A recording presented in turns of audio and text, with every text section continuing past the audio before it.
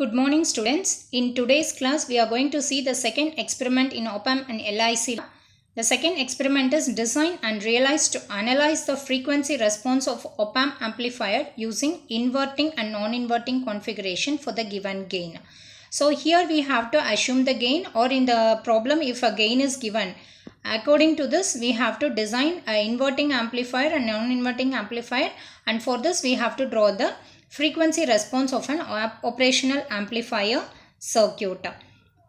The aim of the conducting experiment is to design and implement an inverting amplifier using an op-amp.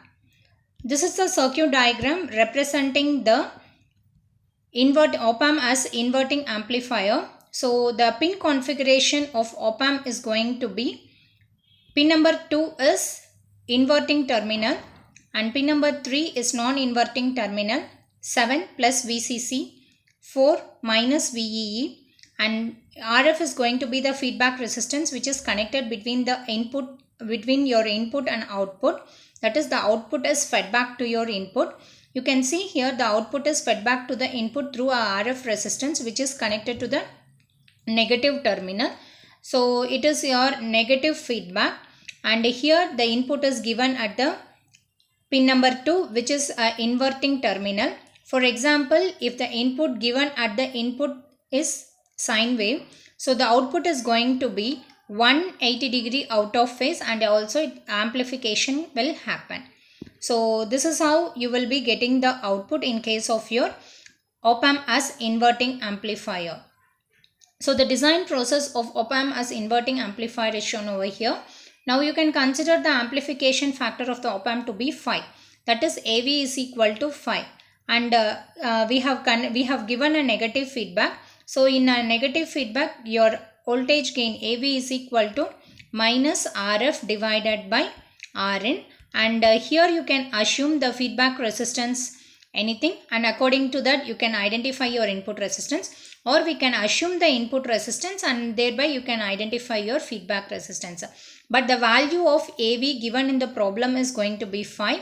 So 5 is equal to minus RF, and if you are going to connect 1K at the input resistance, then the value of RF is going to be 5K. But according to the standard we don't have 5K. Either you can use 4.7K at the feedback, or we can use 5.6K, because this is going to be the standard values. 5K is not a standard value. So according to the available resistance value, we can choose a value of your feedback resistance as either 4.7 or as 5.6K.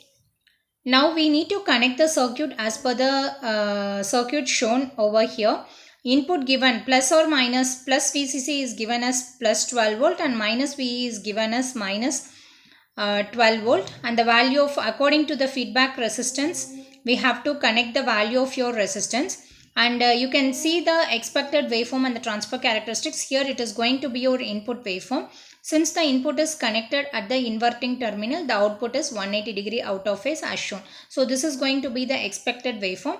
Now we'll see the practical demonstration video of your experiment.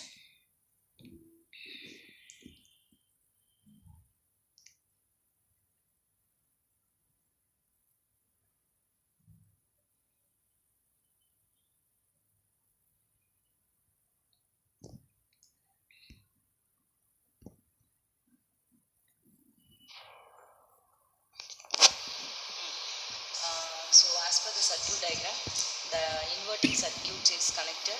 Here we have used 4.7 kilo ohm in the feedback, negative feedback path, that is pin number 2 to pin number 6, and 1 kilo ohm resistance is connected to pin number 2. The other end will be connected to the input. Okay, so the input is given through function generator. To see the input as well as output, I am going to use two channels, channel 1, channel 2.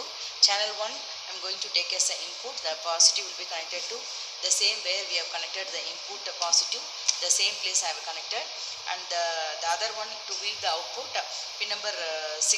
At pin number 6 I am taking this positive, I am taking this positive connected to pin number 6, and negative will be connected to ground. Okay, now I have set the input peak to peak. This one is 1 into 2. So 2 volts. Peak to peak I have set 2 volts and frequency will be 1 kilohertz. Okay. Now to see the output, here we are giving input at the inverting terminal. My output will be 180 degree out of phase with respect to the input. So now this is the channel 2 where I have connected the output. So I am going to make dual to see the input as well as the output. So this is my input. See, my input is sine waveform.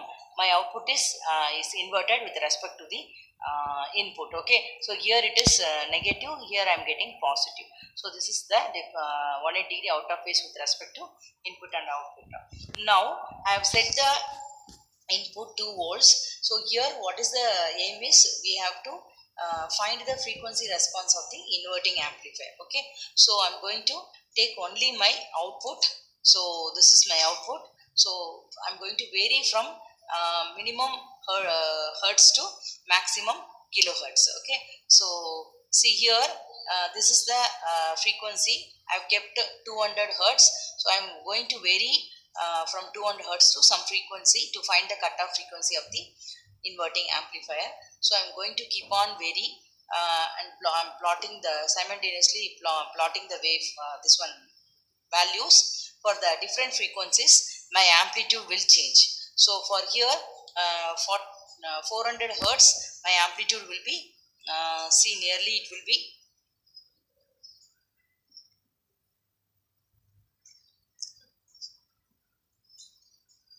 so it will be 1 to 3.8. Okay, 3.8 into 5. So we have to multiply this value and this value. So approximately it will be some 18 like that. So keep on, I'm going to vary the frequency.